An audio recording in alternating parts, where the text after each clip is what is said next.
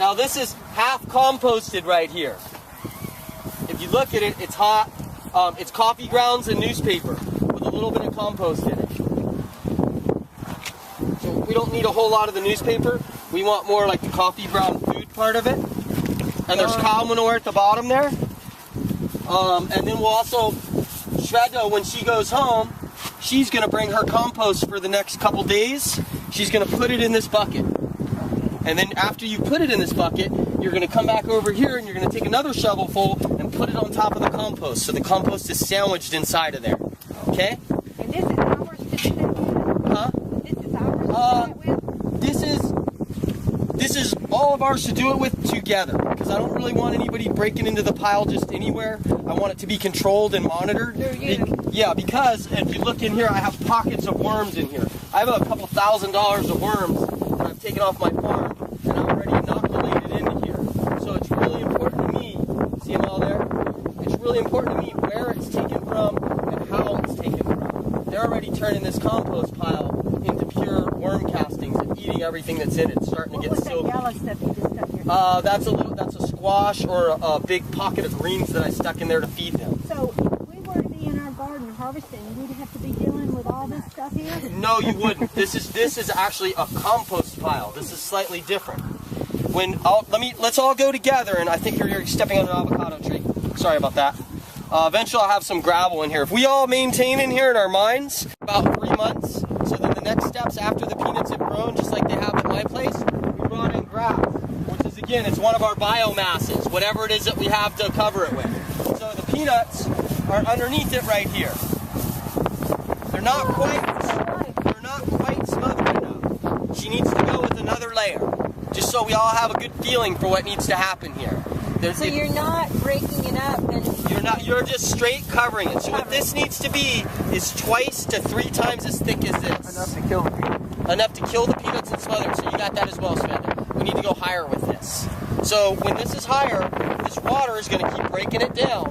The worms, if you notice right off the bat where I stuck my hand in here, what's happened, it's already kind of retaining the moisture underneath it from just having the grass. The nitrogen from the green part of the grass has gone in. So what we're going to do now is we have the water here. We're going to take our worms. We're going to look for the area where the most, we're actually going to double this up a little bit to make sure we can get these peanuts. They're starting to die right here already.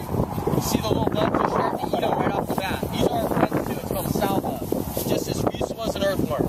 It's not the enemy, it's a friend. The roly-poly sow bugs. they add the oxygen. And what's going to happen is I'm going to go over the compost notes with you guys later, some of it which I had you guys read, and it'll talk about compost organisms and what part they play in the compost pile. There's a whole little section we have written up in there. So it's not only the worms that are doing this, it's a combined effort between all these little bugs, and chemical and physical together working to break things down.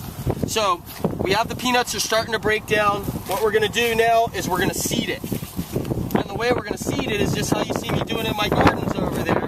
We're basically going to put a pile of our stuff with our worms here. They have a medium to live in. And then we're going to cover it back up with grass like this. That's it right there.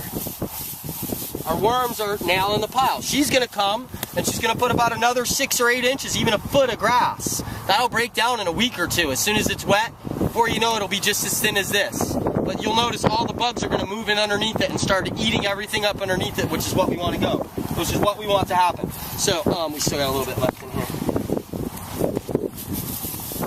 There's a little bit of beach sand in this as well. They use it as grit, like a chicken does with his intestines. I mean, with his gizzard to grind up their food.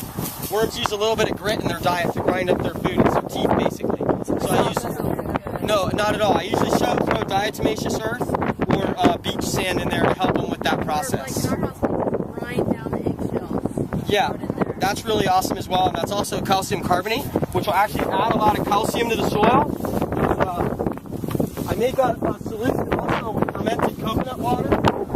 I'll take it with this grass. I'll take coconut water and basically regular water and molasses, and I'll create a culture, like a lactobacillus culture, which will just come naturally out of the air. I'll take it, I'll put it in a spray bottle, and I'll spray all the grass with it. That'll put all kinds of enzymes and different potassium and all sorts. Coconut's the most pure potassium coconut water. It's like 250 megagrams of potassium. So what we're doing now is we have the bucket with the food in it. I don't have a lid on these. I don't have a lid for this one. So what we'll do for a lid is just exactly what the ground did for a lid. We cover it up with grass. She's going to come and she's going to put a couple papaya, some banana peels, little bit of her compost for her kitchen. She's going to come, she's going to put it inside this bucket along with what's in here, and we're also going to wet it down so it's moist. What's going to happen to this? Right on top of this peanut plant here. We're going to also do the same thing.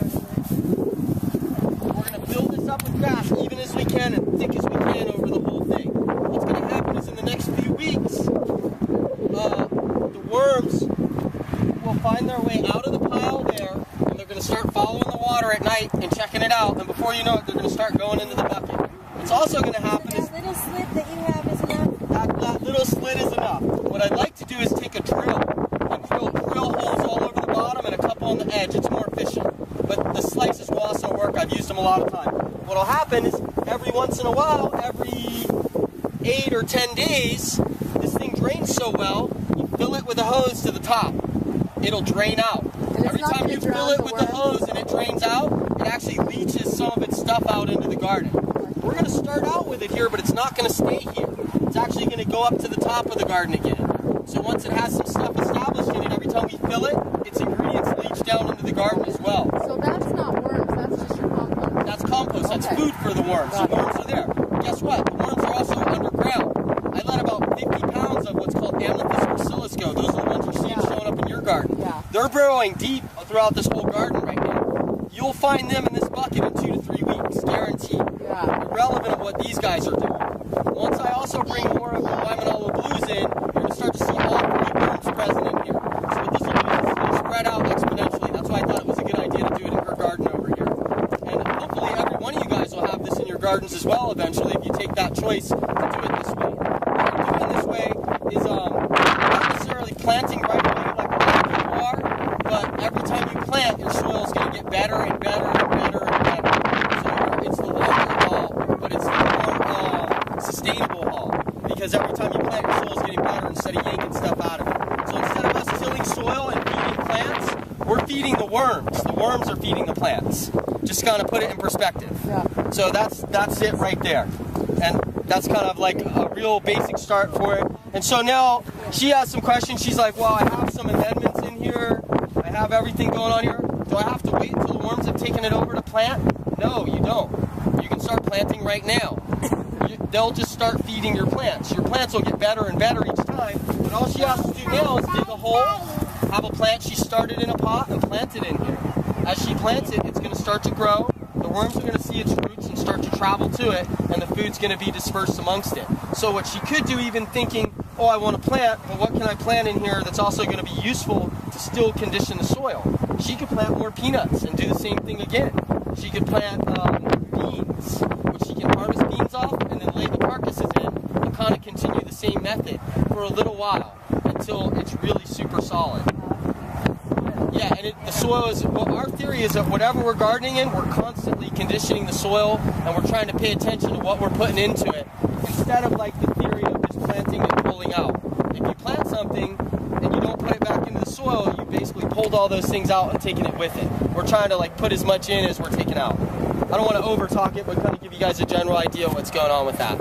Awesome. So that's the way I recommend to kind of treat these beds in here, slowly but surely. And this is what we're going to be doing to our beds as well.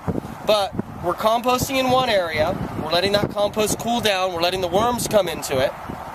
As we run out of composting area there, we start on the back wall behind the shed.